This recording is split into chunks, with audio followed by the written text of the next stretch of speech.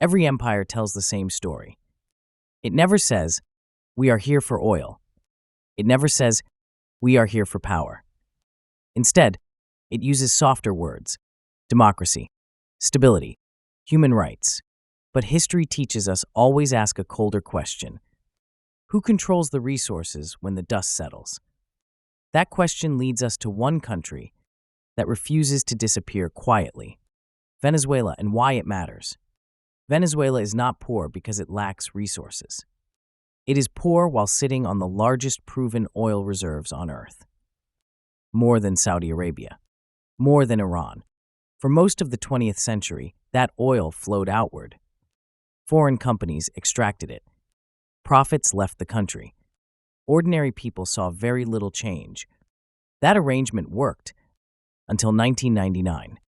That year, Hugo Chavez was elected president, and Chavez said something that made Washington deeply uncomfortable. Our oil will serve our people. The breaking point. Chavez rewrote oil contracts, increased state control, redirected oil money into education, healthcare, and food programs. For millions of Venezuelans, life improved. But geopolitically, a red line had been crossed.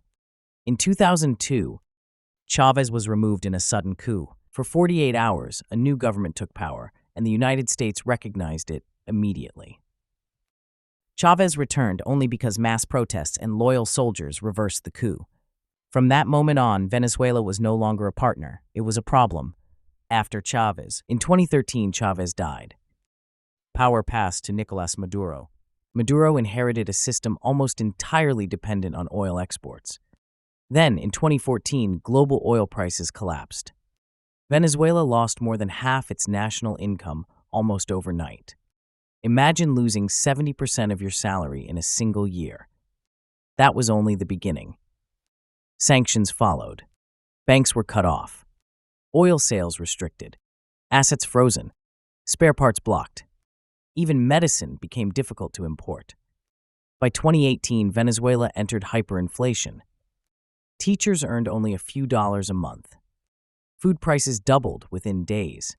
People carried bags of cash worth less than the paper itself. Western officials repeated one line: Maduro is destroying his country. Critics asked something simpler. How does a country survive when it is blocked from selling the one thing that pays for everything else? In 2019, the United States recognized Juan Guaido as president despite no national election. Oil revenue was blocked. Foreign assets frozen.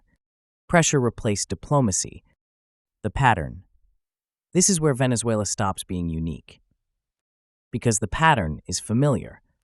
In Iraq, the justification was weapons of mass destruction. None were found. What Iraq did have was oil.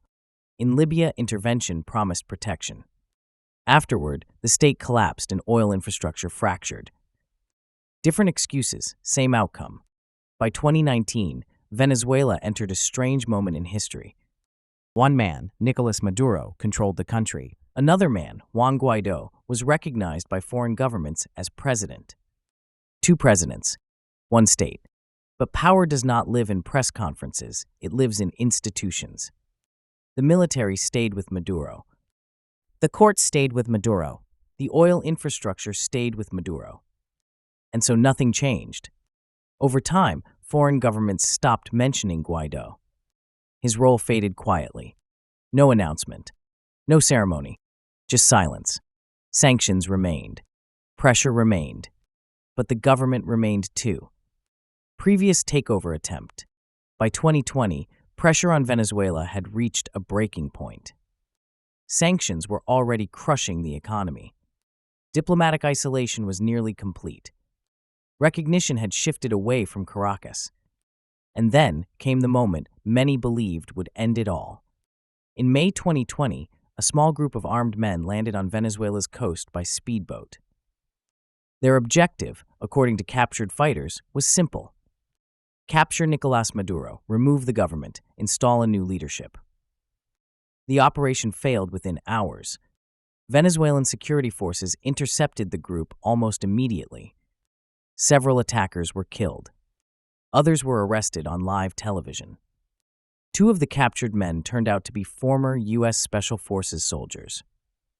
Documents later surfaced showing links to a private U.S. security contractor and Venezuelan opposition figures. This operation became known as Operation Gideon. Final chapter, Maduro captured, and then came January 3rd, 2026. In the early hours of the morning, Caracas woke up to explosions. Aircraft roared overhead. Communications went dark. In less than an hour, U.S. Special Forces captured Nicolás Maduro and his wife from a fortified location. President Trump announced that Maduro was now in U.S. custody and that the United States would oversee Venezuela's transition. Almost immediately, discussions began about rebuilding Venezuela's oil infrastructure. Supporters called it justice. Critics called it kidnapping. International law experts asked how a sitting head of state could be arrested by a foreign military without UN approval. Latin American leaders warned that this shattered the idea of sovereignty. And for many around the world, a familiar question returned. Was this really about democracy or about control? Because when we line up Iraq, Libya, Iran, and now Venezuela, the pattern becomes impossible to ignore. Resource-rich nations that resist control don't just face criticism. They face sanctions. They face chaos. And eventually, they face force. This isn't about defending any one leader. It's about understanding how power works in the real world. And once you see the pattern, you can never unsee it. Before concluding, if this video helped you understand global politics more clearly, share it, because the most powerful weapon today isn't missiles, it's information. Thank you.